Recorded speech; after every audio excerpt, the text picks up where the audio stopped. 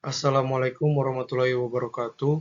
Shalom, perkenalkan nama saya Mike Edward Maramis, NIM 220113 dari kelompok 4, kelas teknik permiakan C 2022, hendak menjelaskan tentang hasil praktikum saya mengenai materi kapasitansi dielektrik dengan kode F6.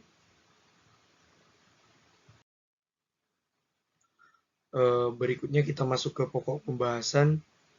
Adapun pokok-pokok bahasan yang akan saya bahas dalam presentasi ini, yaitu yang pertama ada pendahuluan, yang kedua ada dasar teori, yang ketiga ada metodologi, yang keempat ada analisa dan pembahasan, dan yang terakhir ada kesimpulan dan saran.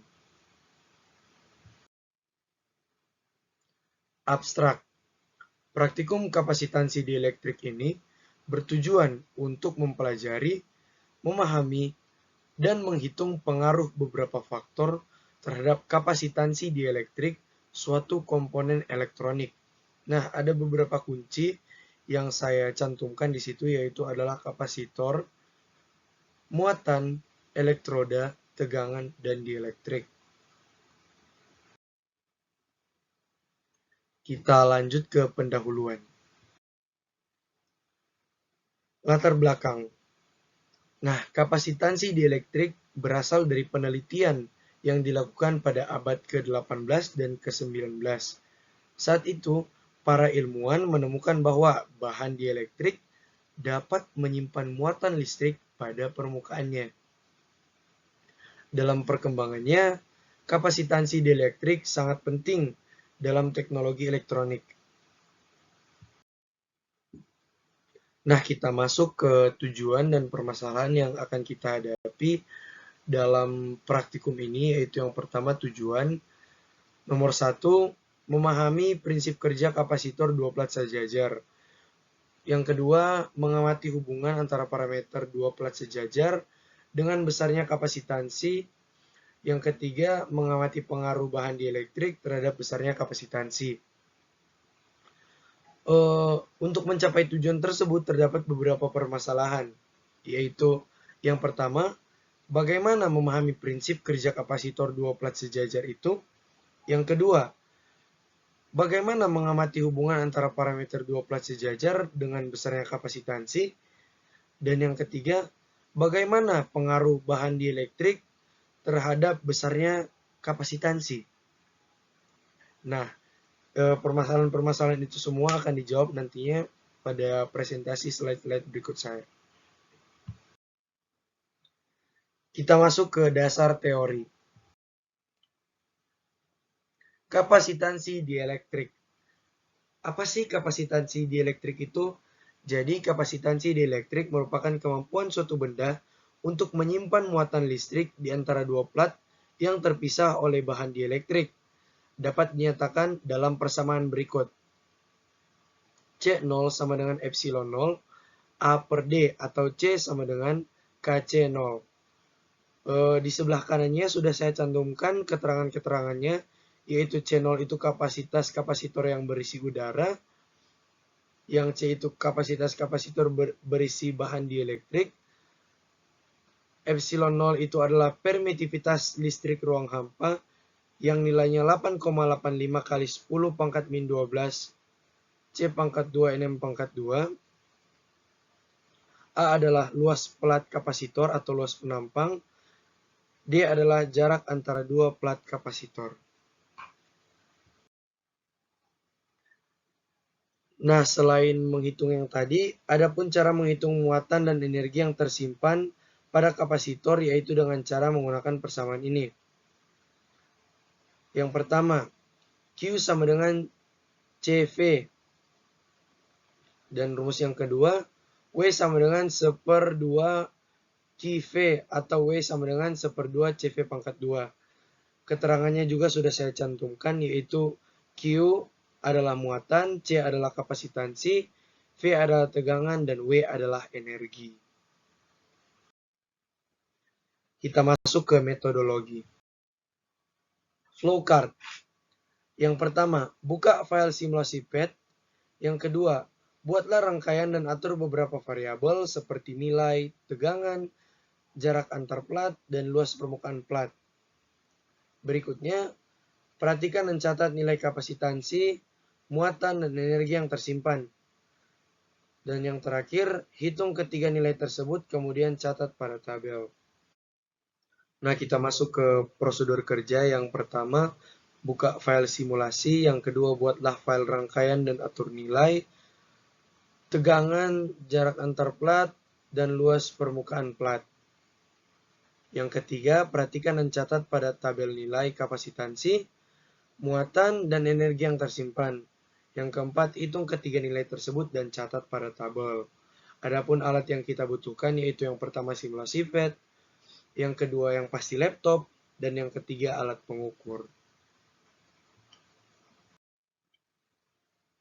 Kita masuk ke analisa dan pembahasan. Nah, di sini ada tabel-tabel analisa data, yang di sebelah kiri data pertama dan yang di sebelah kanan data kedua. Pada data pertama ini tidak memiliki koefisien dielektrik seperti pada data kedua. Jadi kita bisa dapatkan hasil yang berbeda. A adalah luas penampang yang bervariasi dengan penambahan 15 dimulai dari 100 sampai 235, dan C adalah kapasitansi. Dan yang di sebelah kanan kapasitansi ditambah dengan koefisien dielektrik atau bahan dielektrik. Nah, berikutnya ada tabel regresi linear data 1 dan 2. Nah, bisa kita lihat di sini, kita tinggal masukkan saja seperti nilai A itu kita ganti dengan nilai X, nilai C yang tadi kita ganti dengan nilai Y. Dan untuk mencari X pangkat 2 tinggal kita pangkatkan 2, misalnya 100, kita pangkatkan 2 menjadi 10.000. Dan untuk mencari X kali Y, tinggal kita kalikan seperti biasa 100 kali 0,14 dan kita tulis pada kolom X kali Y. Begitu pula pada tabel regresi linear data kedua. Nah, ini adalah grafik yang melambangkan bahwa semakin besar luas penampang, semakin besar pula kapasitansinya. Kita masuk ke perhitungan yang menggunakan regresi linear. Pada sebelah kiri itu ada data 1, dan pada data 1 kita menggunakan rumus regresi linear untuk mencapai nilai error. Saya jelaskan sedikit. Yang pertama kita tinggal substitusikan atau masukkan saja angka-angkanya sesuai rumus regresi linear pada umumnya. Dan kita dapatkan A1-nya 0,0013 kali 10 pangkat min 12. Dan kita dapatkan A0-nya 33,65 kali 10 pangkat min 12. Nah, kita mencari nilai error dan didapatkan 0,9%. Pada perhitungan regresi linear data kedua, itu kita mencari koefisien dielektriknya. Seperti biasa, kita masukkan angka-angka dari rumus regresi linear seperti biasa, dan kita dapatkan A1-nya 0,0025 kali 10 pangkat min 12, dan yang A0-nya 53,18 kali 10 pangkat min 12. Dan kita dapatkan koefisien dielektriknya yaitu 1,92. Kita masuk ke pembahasan. Dari data yang telah dikumpulkan, dapat dilihat bahwa yang pertama seperti saya bilang tadi, luas permukaan memiliki hubungan yang sebanding dengan kapasitansi. Secara otomatis berarti semakin besar luas permukaannya, semakin besar juga kapasitansi suatu bahan elektrik tersebut. Yang kedua, dengan menggunakan rumus regresi linear pada data pertama didapatkan nilai error sebesar 0,9%.